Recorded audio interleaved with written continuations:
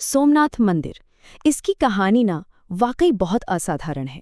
मतलब एक ऐसी जगह जिसका इतिहास कह सकते हैं उतना ही पुराना और गहरा है जितनी कि उससे जुड़ी पौराणिक कथाएं। तो चलिए आज इसी कहानी में थोड़ा और गहराई से उतरते हैं। सोचिए जरा, एक ही इमारत 1000 साल से भी ज्यादा समय तक बार बार तोड़ी जाए और फिर से बन जाए। कैसे हो सकता है ये? सच पूछिए तो यही सवाल इस पूरी कहानी के दिल में है। ये कहानी है एक मंदिर के अदम्य साहस की, उसके लचीलेपन की। एक ऐसा मंदिर जिसे बार बार तबाह किया गया, पर वो हर बार अपनी ही राख से फिर से उठ खड़ा हुआ।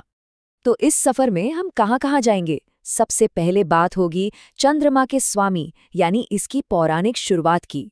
फिर देखेंगे विनाश का वो चक्र जो सदियों तक चला, और उसके साथ ही पुनर्जन्म का एक पैटर्न भी, कैसे ये बार बार बनता रहा। इसके बाद हम आएंगे 1951 के पुनर्निर्माण पर, और आखिर में बात करेंगे इसकी स्थायी और थोड़ी विवादित विरासत की। तो चलिए शुरू करते हैं। तो सबसे पहले ये समझते हैं कि आखिर सोमनाथ हिंदू धर्म के लिए इतना खास क्यों है, इसकी अहमियत आती कहाँ से है। दरअसल इसकी जड़ें बहुत बहुत गहरी हैं, प्राचीन आध्यात्मिक मान्यताओं में। सोमनाथ की खासियत ये है कि यह 12 ज्योतिर्लिंगों में से सबसे पहला माना जाता है, और इसके नाम के पीछे भी एक बड़ी दिलचस्प कहानी है। कहते हैं कि चंद्रमा यानी सोम को एक श्राप मिला था जिससे उनकी सारी चमक चली गई।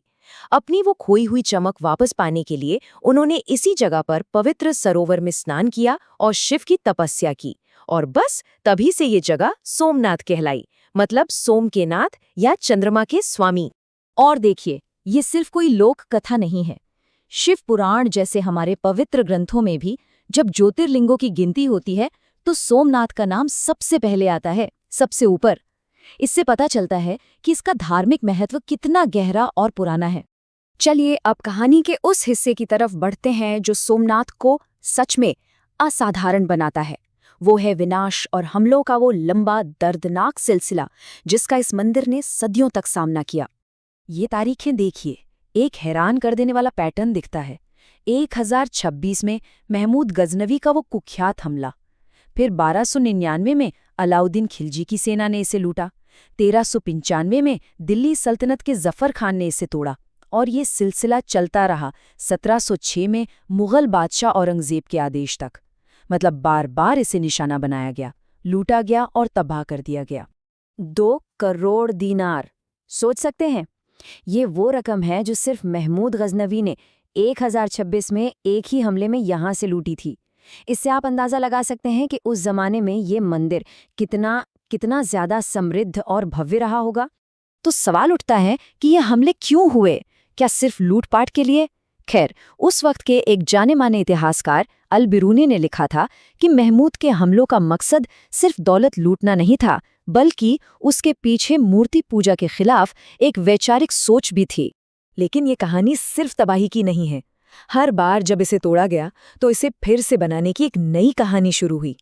तो चलिए अब सिक्के का दूसरा पहलू देखते हैं, वो पहलू जो जिजीविषा यानी जीने की इच्छा और पुनर्स्थापना की बात करता है। अब जरा इन तारीखों को देखिए।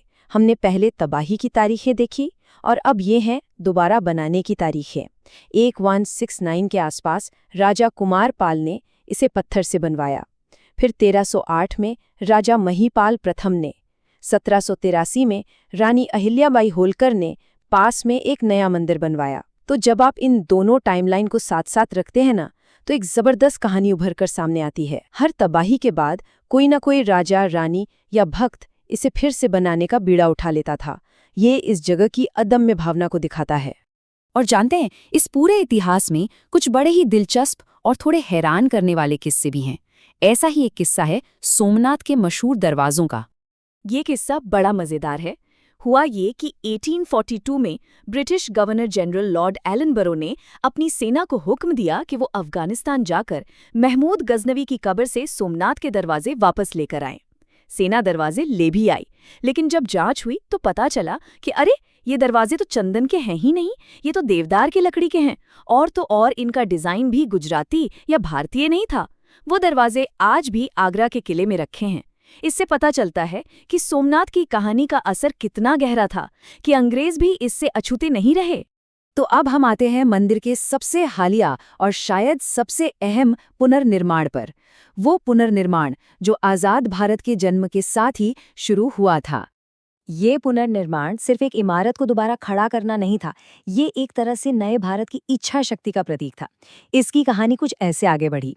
सबसे पहले आज़ादी के फौरन बाद देश के उप प्रधानमंत्री सरदार वल्लभ भाई पटेल ने इसके पुनर्निर्माण का आदेश दिया। फिर महात्मा गांधी ने एक बहुत ज़रूरी सुझाव दिया कि इसके लिए पैसा सरकार से नहीं बल्कि आम जनता से इकट्ठा किया जाना चाहिए। इसके बाद अक्टूबर 1950 में पुराने खंडहरों को हटाया गया और फिर आखिरकार मई 1951 में भारत के पहले राष्ट्रपति डॉक्टर राजेंद्र प्रसाद ने खुद प्राण प्रतिष्ठा समारोह में हिस्सा लिया। तो आज सोमनाथ क्या है? क्या ये सिर्फ एक मंदिर है? नहीं, ये उससे कहीं ज्यादा है। ये एक बहुत शक्तिशाली प्रतीक बन चुका है। एक ऐसा प्रतीक जिसके आज की दुनिया में अलग अलग और कई बार तो एक दूसरे से एकदम उलट मतलब निकाले जाते हैं। देखिए, एक ही ऐतिहासिक घटना को दो अलग अलग नज़रियों से कैसे देखा जाता है, ये इसका सबसे बड़ा उदाहरण है। भारत में सोमनाथ को राष्ट्रीय विरासत, रेजिलियंस यानी जिजीविषा और विदेशी दमन के खिलाफ खड़े होने का प्रतीक माना जाता है। वहीं दूसरी तरफ पाकिस्तान की स्कूल की किताबों में महमूद गजनबी को इस्लाम का हीरो बताया जाता है और सोमनाथ पर उसके हमले को एक इस्लामी जीत के तौर पर पढ़ाया जाता है। और इसका असर सिर्फ इतिहास की किताबों तक ही सीमित नहीं है। सदियों तक फारसी साहित्य में सोमनाथ की लूट की घटना का जिक्र होता रहा। फिर आधुनिक भारत की राजनीति में भी इसने एक अहम भूमिका निभाई, जब 1990 में लाल कृष्ण आडवाणी की रथ यात्रा यहीं से शुरू हुई थी। और इन सब के अलावा आज भी ये भारत और दुनिया भर में बसे करोड़ों हिंदुओं के लिए एक सबसे पवित्र तीर्थ स्थलों में से एक है।